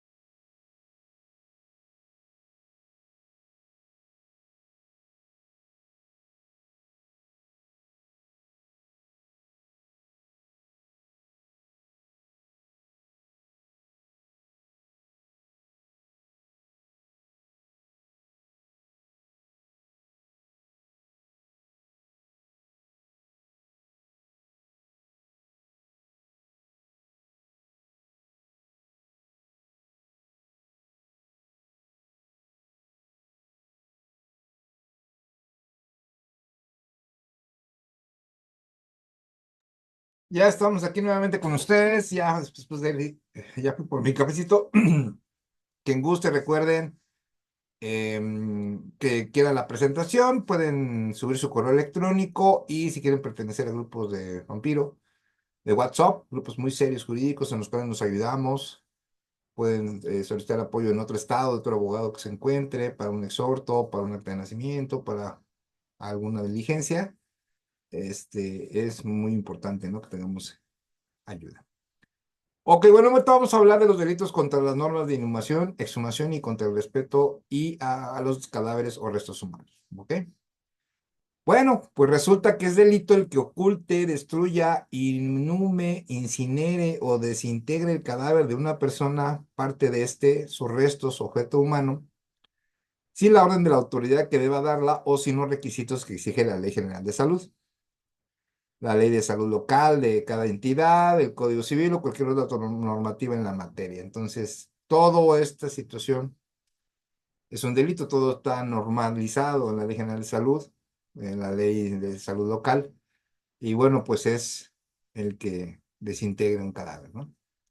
Exhuma el cadáver de una persona, exhumar quiere decir que lo saque, por ejemplo, de un cementerio, partes de este, sus restos, objeto humano, sin los requisitos de ley, con violación de derechos. Entonces, el que se tenga la fabulosa idea de ir a un cementerio y llevarse unos huesos es un delito. Este delito se impondrá de 3 a 7 años de prisión, ¿no? Obviamente a quien profane un cadáver, ¿no? Restos humanos, con actos de vilipendio. O sea, vilipendio, me di la tarea de buscarlo, vilipendio significa denigración, o sea, que denigres a una persona. Mutilación, butulalidad o la necrofilia también. Así como quien ilegalmente viole un túmulo, sepulcro, sepultura o féretro, ¿no? El que, pues, haga algo en una sepultura, ¿no? Comercialice con el cadáver de una persona partes de estos o restos o un feto humano. Entonces, aquí, el que comercialice, por ejemplo, un hueso, ¿no? Un cráneo, ¿no? Ya ven que hay algunos que se dedican a hacer cierto tipo de magia, no sé qué, ocultos, ¿no? Que ocupen restos humanos, pues es un delito que lo comercialicen. Otro delito es el que ofrezca, difunda o distribuya por cualquier medio la compra o intercambio. Entonces, una cosa es la comercialización y otra que lo difunda esa de comercialización. O sea, son dos actos diferentes. Ambos están tipificados en la ley como delito, ¿no? Intercambio o partes de estos o restos de una persona, ¿ok? Utilice cadáveres de personas o partes de estos en la realización de ritos o ceremonias. El hecho que los utilicen también es un delito. Entonces ya estamos hablando de comercialización, difundir la comercialización y también quien los utilice, ¿ok? Adquiera el cadáver de una persona aparte de estos, pues es lo mismo que lo adquiera, puede ser por comercialización o alguien te lo dé. Pues si alguien te lo da, ya también se tipifica como delito. Utilice cadáveres o cualquier parte del cuerpo de una persona como medio de transporte de narcóticos o estupefacientes o psicotrópicos. Entonces, por ejemplo, si alguien del mundo del narcotráfico se le ocurre ocultar droga dentro de un cadáver, pues también ese es otro delito, aparte del delito de la comercialización de la droga ilícita. Ahí serían dos delitos. Transporte el cadáver de una persona, aparte de esos o restos o de un feto humano, también el transportarlos, un delito. Que posea o almacene o custodie el cadáver de una persona, aparte de estos o restos de un feto humano. También entonces el que lo transporte, el que lo almacene, obviamente esto violando las leyes de salud, pues obviamente también es cuestión de delito. Eh, Todo debe de haber una autorización por la parte de la autoridad y que obviamente en cumplimiento de los requisitos que también lo señalan, ¿no? Cuando se trata si los actos de necrofilia se hacen consistir en la realización del coito, la pena de prisión será de 4 a 8 años. Se aumentará en 2/3 partes, esa que estamos hablando, un agravante, Cuando independientemente de las sanciones administrativas, cuando quien participa en el hecho tenga la calidad de qué, bueno, si la persona tiene la calidad de persona servidora pública, quien además de las penas señaladas, se le impondrá la destitución e inhabilitación por el tiempo que la pena corresponda. Un empleado, prestador del servicio público de cementerios en cualquiera de sus modalidades o cualquier otra entidad, ellos la pena es más agravada, es agravada cuando tiene esa calidad, ¿no? Cuando tiene esa calidad esa persona. Empleado de agencia de establecimiento mercantil que preste servicios funerarios, incluyendo el traslado de cadáveres de personas, partes de estos o sus restos, fetos humanos o de cenizas.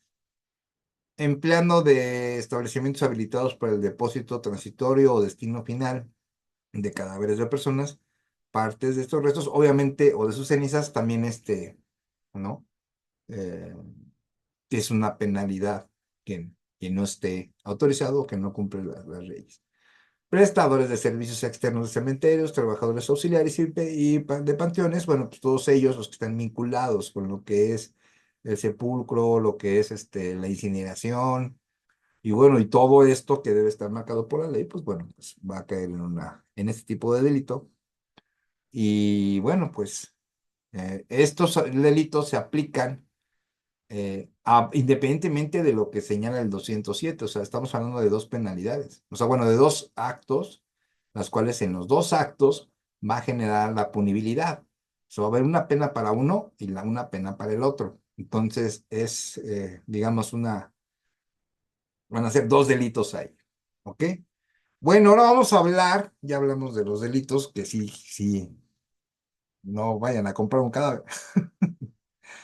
Y ni mucho menos, bueno, ya conocen que el simple hecho que lo tengas ya es un delito. El simple hecho que lo toques es delito. Entonces, tengan cuidado con eso, bueno, cuando les platiquen, ¿ok? Bueno. Al que amenace a otro, vamos a hablar de amenazas. ¿Te existe el delito de amenazas? Pues, ¿qué creen que sí? Eh, el que amenace a otro con causarle un mal a su persona, bienes, honor o derecho, o en la persona honor, bienes o derecho de alguien con quien esté ligado por algún vínculo, pues bueno, la amenaza puede ser, se configura la amenaza, o un delito de amenaza se configura cuando tú quieres hacerle un mal, cuando la persona quiere hacerle un mal en sus bienes, en su honor o su derecho, a una persona, pero también a otra persona con la cual está ligado con un vínculo. Y este vínculo puede ser noviazgo, concubinato, puede ser amistad, puede ser cualquier vínculo familiar también, ¿no? Entonces, fíjense, ¿se acuerdan ustedes de la famosa ley Olimpia? ¿Se acuerdan de que fue pues toda una transición que tuvo que pasar esa actividad ilícita que hoy en día ya tiene una punibilidad? Qué bueno que la persona que difunda imágenes de contenido sexual sin la autorización de la otra persona, pues se determina que es un delito. Pero si hubo antes una amenaza de que te voy a divulgar tus fotos que tuvimos, una relación, y si no haces esto, ¿no? Por ejemplo, ¿no? En ese momento de la amenaza es un daño. Entonces, en ese momento se tipifica la amenaza. Y si los publica, es otro delito. O sea, ahí estamos hablando de dos hechos que la ley señala como delito. Uno es la amenaza y el otro al publicarlo. Entonces, ¿qué puede pasar dentro de una amenaza? Bueno, pues una amenaza va a depender que no se origine otro delito, ¿no? Por ejemplo, puede ser robo, puede ser fraude, puede ser, o sea, que se tipifique otro tipo de delito, ¿no? Te voy a causar un daño si no haces esto, ¿no? Por ejemplo. Entonces, eso es amenaza. Eso amenaza y la ley lo tiene bien señalado. Y hay agravantes, ¿no? Por ejemplo, el delito de amenaza tiene una punibilidad, pues vamos a ver, de 3 meses a un año de prisión, ¿ok? Pero hay un agravante. La pena se va a agravar al triple cuando la amenaza consiste en difundir, exponer, distribuir, publicar, compartir, exhibir, reproducir, intercambiar, ofertar, comerciar o transmitir mediante materiales impresos, correos electrónicos, mensaje telefónico, redes sociales o cualquier otro medio tecnológico, imágenes, audios o video de contenido sexual íntimo de una persona sin su consentimiento u obtenido mediante engaño. Entonces, cuando ya se amenaza que se va a difundir un video o audio con contenido sexual íntimo, la pena se va a agravar. Y si se publica, ese es otro delito. Entonces nosotros como penalistas debemos observar bien, bueno, cómo sucedieron los hechos y cuáles son los hechos que se consumaron. El hecho de la amenaza se consume, ya. Pero si se publica, se va a consumir, pero otro delito. Entonces, el análisis que tenemos que hacer bien es, bueno, el adecuado de la conducta, ¿ok? Nos pregunta el licenciado Roberto, maestro, buenas noches. En el caso de amenaza, ¿cuál sería la prueba reina? ¿Debe ir perfectamente acompañada de otra acción? O en este caso de difusión de material sexual, no. En este caso, por ejemplo, en el de amenaza, obviamente pudo haber sido verbal. ¿Sabes qué? Me lo dijo verbal, pues así lo ponen en la carpeta de investigación, ¿no? Y sobre todo cuando es contenido sexual o es otro tipo de contenido. Tú lo puedes declarar bajo protesta, decir verdad que la víctima se lo dijeron verbal. Y San se acabó. No hay grabación, no hay nada, no, pero tal persona me lo dijo verbalmente. ¿Y qué iba a hacer esto? A lo mejor no lo van a detener, pero sí se va a abrir una investigación. Y lo más importante, lo van a citar. El Ministerio Público va a citar a la persona, ¿ok? O a lo mejor hay que contextualizarlo, ¿no? O sea, hay que tener el origen. No es nada más llegar al Ministerio Público y decirle, es que me amenazó de esto. No. Primero hay que ver, bueno, cómo se conocen, qué relación tuvieron, cuánto hace que lo conoce, por qué los motiva, todo el contenido de la amenaza. ¿Cuál es la parte que le está afectando? O sea, es todo un cúmulo de información, no nada más es la amenaza, me amenazo de esto. No, hay que hacer toda la historia para presentar la denuncia. ¿Ok? No es necesario que se haya divulgado. Si no se ha divulgado, bueno, pues de todos modos entra dentro de la amenaza. Porque repito, si se divulga, esa amenaza se va a grabar y además hay otro delito por la divulgación de ese video. ¿Ok? Y no lo olviden, se entenderá como persona ligada a algún vínculo con la víctima y puede ser cualquier amistad, puede ser laboral, puede ser un vínculo laboral eh, a la otra persona que también entre dentro de la película. ¿Ok? Y recuerden, el delito se persigue por querella. Y vuelvo a recordar, no olviden checar la prescripción de la querella. Bueno, y se entenderán, bueno, aquí nos dice también, se entenderán como personas ligadas las siguientes. Bueno, las personas vinculadas se determina ascendentes o descendentes, consanguíneos o afines. O sea, estamos hablando de todo, ¿no? De toda la línea.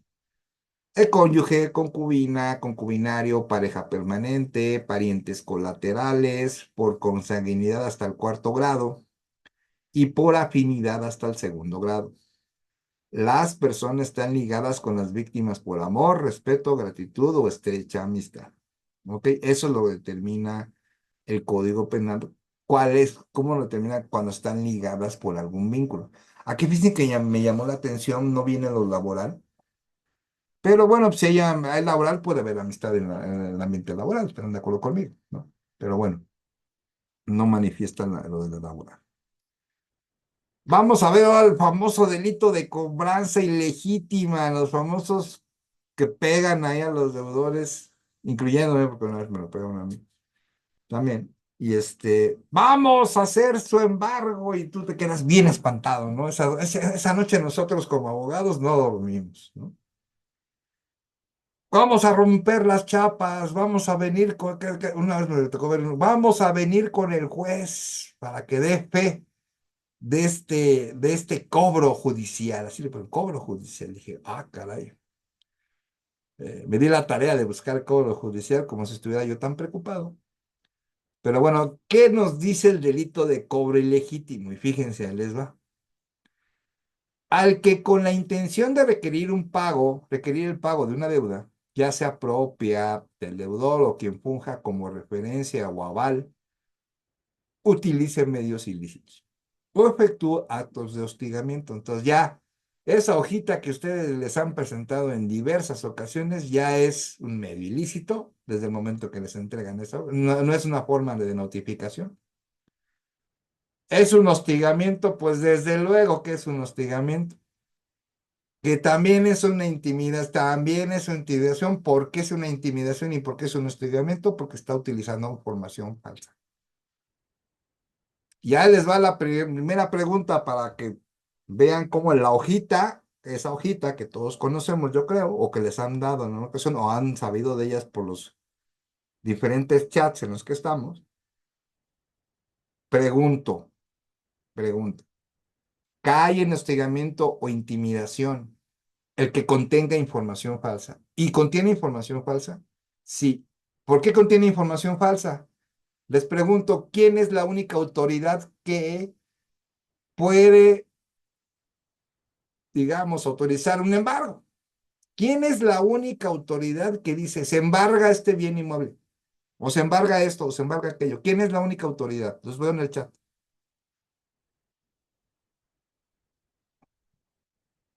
O ya se me durmieron.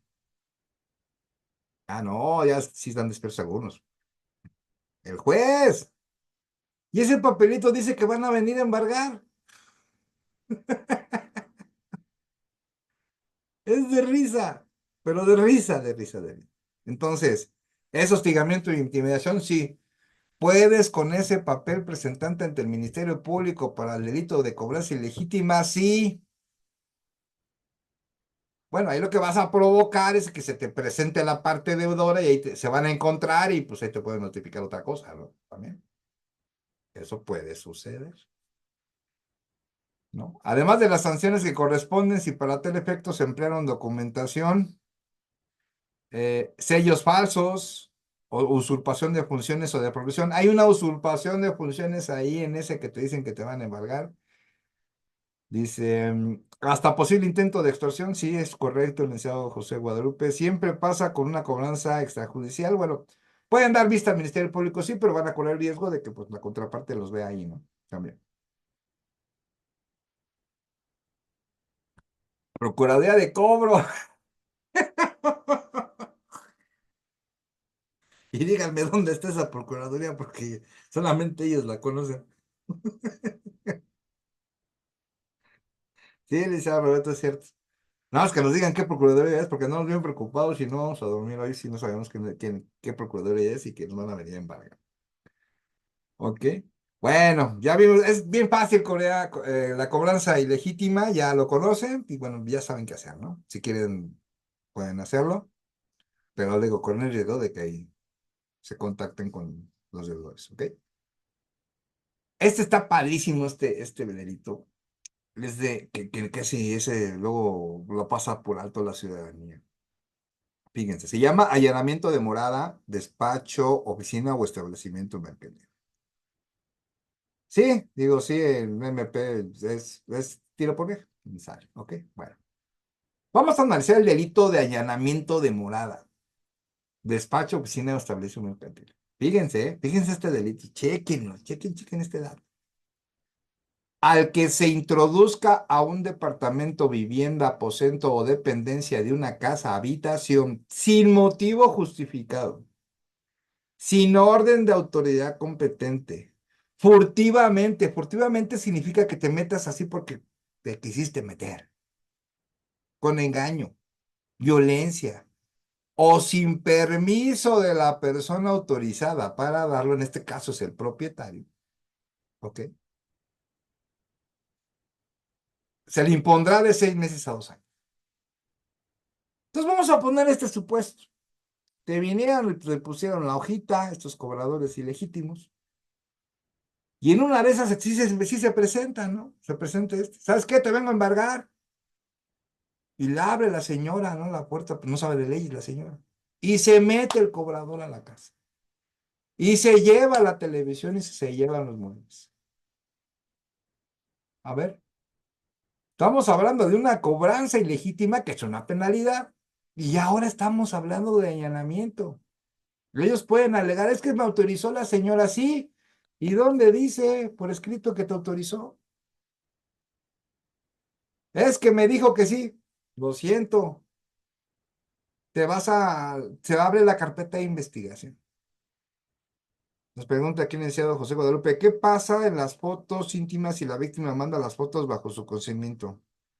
¿Es robo? No, no sería robo porque la está dando en este caso, la víctima. Mandó las fotos, pero ojo, el delito de configurarse para lo que es la publicación de las fotos íntimas se da porque ella te las mandó, pero no está consentido que por el hecho de que las haya mandado esté consentido que las publique. Esa es otra cosa. Sí, o sea, que usted las mande es una cosa y que las difunde es otra. Entonces el delito se va a consumar con respecto a la ley Olimpia, es que la difunda. Pero si se las mandó, son una. Y ahora, el hecho que las haya mandado no le da derecho a difundirlas, ¿eh? O sea, que tampoco se puede agarrar como excluyente y decir, es que me las mandó. Pues sí, te las mandó, pero no te dio autorización para que las publicaras. ¿Ok? Otro ejemplo. No, que usted me debe. No, civil y civil, ¿no? Personas civiles. Y me voy a meter a su casa por su televisión y se mete el señor a la casa. ¿Allanamiento de morada? Sí. Y si hay video, ojo, cuidado, ¿ok? ¿A qué voy a todo esto? Les voy a pasar otro tip. Ustedes, si no tienen despacho como su servidor, yo no tengo despacho, ahora algún día lo voy a tener. ¿Es hostigamiento si se considera hostigamiento cuando te hacen firmar un convenio de pago? No, porque pues, tú quieres firmarlo. Sería hostigamiento, sería coacción, sería otra cosa. Pero no, no es hostigamiento. O sea, ellos te ponen, bueno, te pongo este convenio. Si quieres, fírmalo. Si no, no, ya, se acabó. Ahí les va el tip. Yo ahorita no tengo, bueno, ya trabajo en varios despachos, pero no tengo uno propio. Pero, ¿qué les recomiendo con esto de allanamiento de morada? Ah, jamás de los jamases vayan a la casa del cliente y se metan a la casa del cliente a checar el asunto. Jamás de los jamás. No saben cómo vayan a terminar con ese cliente. Si quieren verlo, véanse en un restaurante, en un parque, en un café, en otro. Jamás vayan a la casa, o solamente que sea de mucha confianza y que también lo dudo, porque yo no lo hago ni que sea de confianza, ni que ellos vengan a tu casa. Tampoco se los recomiendo. Nos vemos en el Vips, nos vemos en el café este, en el café acá. Se acabó. Yo se los recomiendo, ¿ok? Bueno, se impondrán las penas previstas en el párrafo anterior, en el artículo anterior, al que se introduzca sin orden de autoridad competente, sin el permiso de la persona autorizada para ello en el domicilio, de una persona jurídica o moral, pública o privada, despacho profesional, establecimiento mercantil o local abierto al público fuera del horario laboral que corresponda. Ejemplo, llega una persona a un restaurante y no lo dejan pasar. Pues dice el restaurantero, pues yo dejo pasar a quien yo quiera, ¿no? Obviamente eso le va a afectar, porque lo pueden, hasta lo pueden hacer una denuncia por discriminación, porque eso puede ser. Eh, y la persona está enojada, se mete al restaurante, se mete a fuerzas. ¿Puede llegar la policía y detenerlo por allanamiento de morada? No. ¿Por qué? Porque está en horario laboral. Pero ojo, si el restaurante está cerrado o el comercio está cerrado y te metes, ahí sí se configura el allanamiento de morada. No me lo van a creer, pero hay policías que ni esto saben. Bueno, y muchas cosas más. Pero ojo, el allanamiento de moral es cuando esté fuera del horario laboral. Obviamente esto va a corresponder al Código Penal de la Ciudad de México, no sé en las otras entidades como esté, pero ha de estar de igual forma. O sea que si no te dejan pasar el restaurante y yo me meto porque me meto, no es allanamiento de morada, ¿ok? Si no te dejan pasar, pues que otro restaurante, ¿cuál es el problema? ¿No? Pero hay gente que, pues, bueno, no lo ve como lo vemos nosotros, ¿no? Bueno, ya vimos otro, vamos a ver otro delito. Este se llama usurpación de identidad, que significa que yo me haga pasar por otro. Usurpe con fines ilícitos la identidad de otra persona u otorgue consentimiento para llevar a cabo la usurpación de función. Ok, bueno, pues la persona que lo haga con fines ilícitos y su usurpa con fines ilícitos es un delito, pero también es delito el que otorga el consentimiento. Diga, yo, ¿qué onda? Yo me hago pasar por ti y hacemos esto y esto. Va, hay consentimiento. Entonces, si tú consientes que alguien te usurpe, es un delito. Y es una pena de unos 5 años. ¿Ok? Se aumentará bueno, no aumentará las penas previstas en el párrafo a quien se valga de la homonimia, parecido físico o simultáneo de la voz para cometer un delito. Y ahí les va algo bien interesante que está pasando hoy en día. Ya de seguro vieron algunos videos en las redes sociales. Se ha creado la famosa inteligencia artificial. Para mi gusto, hasta el momento no tiene nada inteligente ni nada artificial. Y más cuando empezaron con sus tonterías. La inteligencia artificial va a suplir a los abogados. No sé a quién se le ocurrió semejante tontería, que no sabe lo que dice. Eso nunca va a existir, les guste o no les guste. Así de sencillo. Nunca va a pasar eso. Nadie va a razonar todavía. A lo mejor unos 100 años, a lo mejor sí. Y eso quién sabe. No pueden razonar, las máquinas no razonan, porque razona es el ser humano. Es más, hasta el perrito razona. Hasta mi perrito razona. Tengo un perrito muy hermoso. Amo los perros, ¿eh? Mi perrito ya sabe que si se sale de un lado se va a pegar con la pared. Ya se pegó una vez. ¿Saben cuándo se va a volver a pegar ahí? Nunca. El único que tiene la capacidad para caerse en el mismo hoyo y que sabe dónde está el hoyo y volverse a caer en el mismo hoyo es el ser humano. Y somos necios porque nos caemos en el hoyo. Entonces, esa inteligencia artificial, hay manera de que suplanta tu voz. Y la hace similar, ¿eh? No igual, pero similar. Entonces, si una persona te graba y luego con inteligencia artificial crea tu voz en un audio y lo manda para extorsionar o lo manda para esto, pues obviamente va a caer en este delito, en una usurpación también, con independencia del delito que se genere con extorsión, que ese es otro delito, ¿no? Entonces, esta aumentará en la mitad y bueno, de unos 5 años sería de 2 a 10 años a que lo utilice para cometer otro delito. Entonces, ojo con esa inteligencia artificial que como, y vuelvo a repetir, no le veo nada inteligente y mucho menos nada artificial. El disparo de arma de fuego. Y aquí les voy a poner una pregunta bien interesante. En la Ciudad de México, el que dispares un arma de fuego es un delito. Al que sin causa justificada realice un disparo de arma de fuego. ¿Ok? Que realice el disparo de arma. Es un delito y es una penalidad de 2 a 5 años. Aparte de si no tienes la aportación legal del arma, también es otro delito, pero ese es un delito federal. La aportación de arma y ahí sería transporte, portación, varios se tipifican, ¿eh? Por el hecho nada más de traer la pura. Porque no llegó, el arma no tiene patitas y no llegó directamente a tu cintura. ¿Ok? Entonces, el que dispare un arma de fuego, la penalidad es de 2 a 5 años. Pero aquí mi pregunta es, dice, realice disparo de arma de fuego. Sería de 2 a 5 años. Si dispara 5 veces, ¿sería la misma punibilidad? o por la punibilidad va a ser por cada disparo que realizó. Los veo en el chat.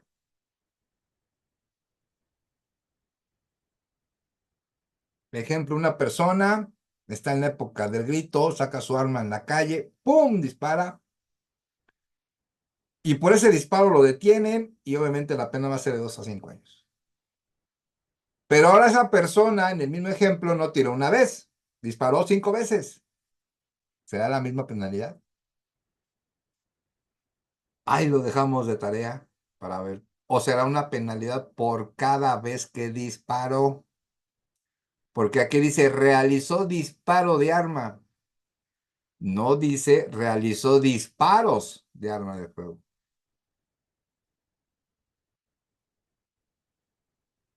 Bueno, distingue aquí, dice Augusto, aquí distingue que realizó disparo. Esto que habla de una sola vez, de uno. Realizó disparo. La ley no dice realizó disparos, dice realizó disparo. Pero puede interpretarse, hago la pregunta, puede interpretarse de que si disparó 5 veces, cada una vez que disparó es una penalidad, porque ahí tendríamos que hablar, por ejemplo, si en la primera le dan 2 años, en la segunda 3 años, en la cuarta, en la tercera le dan, vamos a poner 3 disparos, le dan otros 4 años, pues primero va a tener que cumplir 2 años, después va a tener que cumplir 3 años y después va a tener que cumplir los 4 años. ¿No? No, con independencia, porque, licenciado Jacobo, independencia, porque aquí nomás habla del disparo. Si lesiona a alguien, ese es otro delito, ¿no? Ya sería otro delito. Ah, sí, no, claro, por ejemplo, uno de Culiacán no tiene, disparó primero en la gasolinería y luego se fue a otra carretera y siguió disparando y fue a otro lugar y se siguió disparando. Sería nada más una punibilidad, porque disparó en diferentes zonas. ¿Y qué quiere decir diferentes hechos? Entonces tendría que ser 3 hechos, 3 punibilidades. Interesante, es lo que nosotros tenemos que analizar y tener bien, bien, pero bien claro qué nos dice la norma, cuándo se va a aplicar, tiempo, modo y lugar, no lo olviden. Es lo que tenemos que tener bien cuidadoso con eso. Se va a entender como causa de justificación todas aquellas circunstancias en las que se ponga en riesgo la vida, la integridad, lo que conocemos como la legítima defensa. Muchos una vez me preguntaron a mí, maestro, no tenía aportación de arma, tenía un arma, ¿cómo llegó a ella? Pues solamente lo sabe esa persona, pero le dispararon en la calle, él sacó su arma y respondió.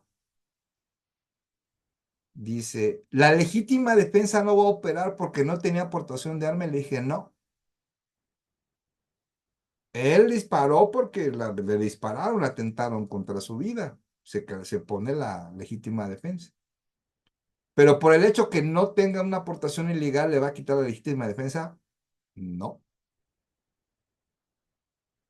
Que tendrá que responder por la no aportación, porque pues, está prohibido y no la debe tener, sí, ahí sí va a responder. Pero que por el hecho de que no tenga ese permiso, no tenga esa aportación, no se va a configurar la legítima defensa, no, sí hay legítima defensa. ¿Ok? Entonces hay que analizar bien, bien, bien, bien los hechos para poder manejarlo. Y acuérdense, tiempo, modo y lugar.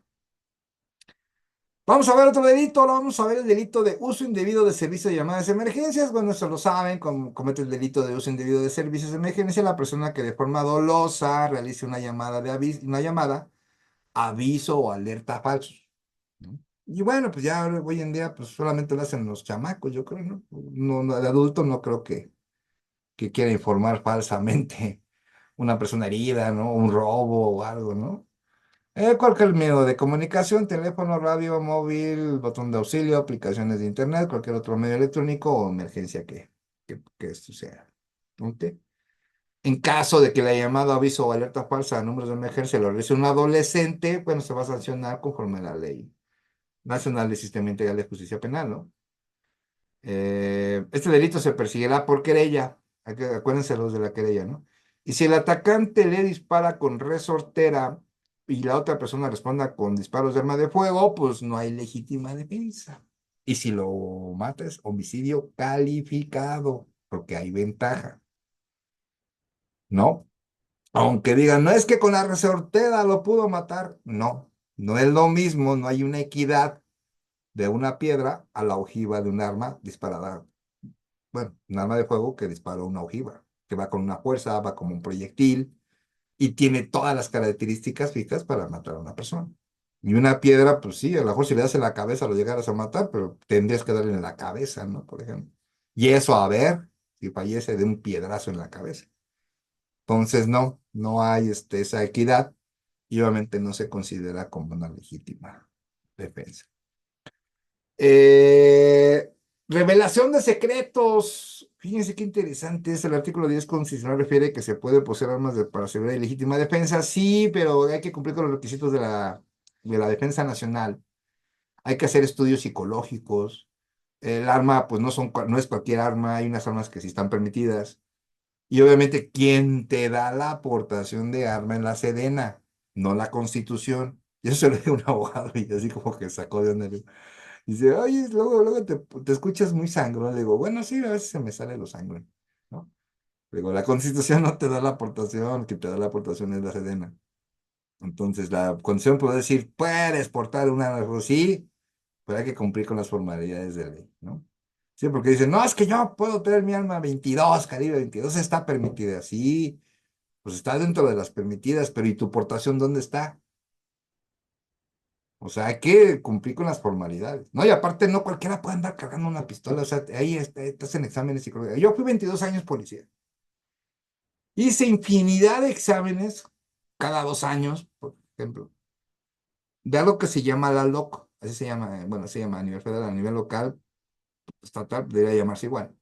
Que es, bueno, ese es un examen psicológico, físico, que te realizan para que tú tengas vigente tu portación de arma de fuego como policía. Un ciudadano es lo mismo. O sea, tú le tienes que hacer examen, no cualquiera le puedes dar una portación de arma. ¿Ok? Bueno, revelación de secretos. Al que sin consentimiento de quien tenga derecho a otorgarlo y en perjuicio de alguien, revele un secreto o comunicación reservada que por cualquier forma haya conocido o se le haya confiado o lo emplee en provecho propio o ajeno. Vean cómo vamos conectando los delitos.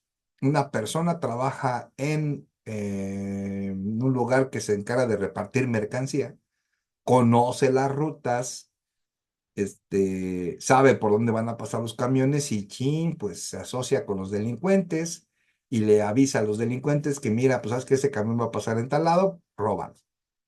Y lo roban, pero detectan a todos y a todos los detienen. ¿Ok? Bueno.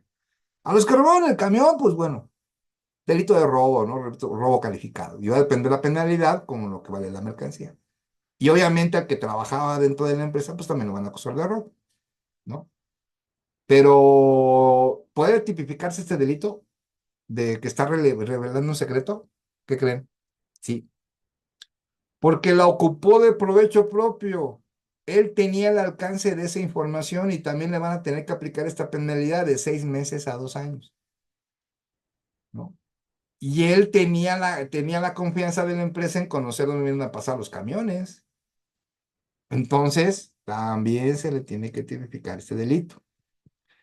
Si el agente, también abuso de confianza, también, ¿sí? En materia laboral sería abuso de confianza, también, bueno, tendríamos que ver, tendríamos que observar más el delito de abuso de confianza. Si el agente conoció o recibió el secreto en comunicación reservada con motivo de su empleo, cargo, profesión, arte o oficio, o si el secreto fuera de carácter científico o tecnológico, la prisión aumentará. Entonces, si la persona conoció ese secreto reservado de por dónde van a pasar los camiones, con motivo de su empleo, porque será ese el motivo de su empleo, se va a aumentar en una mitad. Entonces, ya no estamos hablando de 6 meses a 2 años, estamos hablando de 1 año a 3 años. O sea, aparte del robo calificado. ¿Ok? Podrían ser en los que son cajeros en los bancos, sí, también puede ser que ellos digan, ahí va el que acaba de sacar 100,000 pesos. Él recibe esa información. ¿Por qué recibe esa información con motivo de su trabajo? ¿Por qué? Porque él está entregando el dinero al cliente y él es un representante del banco. El cajero es un representante del banco. Es más, es un trabajador del banco. Claro que opera este delito. Cuando nosotros seamos asesores jurídicos y estamos con la víctima, por ejemplo, es que a mí me asaltaron, salí del banco, me robaron y si agarramos, ¿y qué crees? El cajero también estaba metido, ok. Hablas con el Ministerio Público y sabes qué, pues sí, se va a robo calificado, pero ¿qué crees? Me aumentas este delito también. ¿Cómo se va a acreditar que era trabajador? Testimonial de la víctima que ese cajero fue quien le entregó el dinero y que obviamente pues se logró datos de prueba que ese tuvo comunicación con el ratero al momento de que le fueron y le robaron. Entonces también entra. Y bueno, pues vimos muchos delitos. Muchas gracias por acompañarme el día de hoy. En verdad, me gustó mucho esta conferencia también, como siempre. La verdad sí me gusta estar aquí con ustedes. La verdad sí, está muy padre observar que analicemos delitos y bueno, pues muchísimas gracias por su presencia el día de hoy, se los agradezco muchísimo. Anuncio, no se les olvide, mañana tenemos nuestra simulación de audiencia de control de detención. Va a haber alguien que va a fungir como juez, su servidor va a ser Ministerio Público y va a haber varias defensas. Va a ser una simulación lo más apegado a la realidad. No lo olviden, mañana 23 horas, 11 de la noche, conferencia vampiro. Bueno, muchísimas gracias. Permítanme un momento, por favor.